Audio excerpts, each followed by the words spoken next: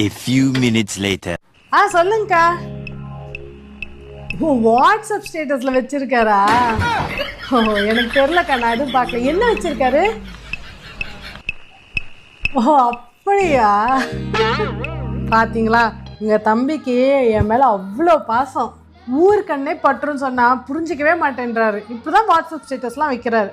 என்ன பண்றது? நான் சொல்லிட்டேன் நிறைய தடவை அவர்கிட்ட, வேண்டாம் இதெல்லாம் அப்படின்ட்டு. ஒரே நிமிஷம் இருங்க. ஏங்க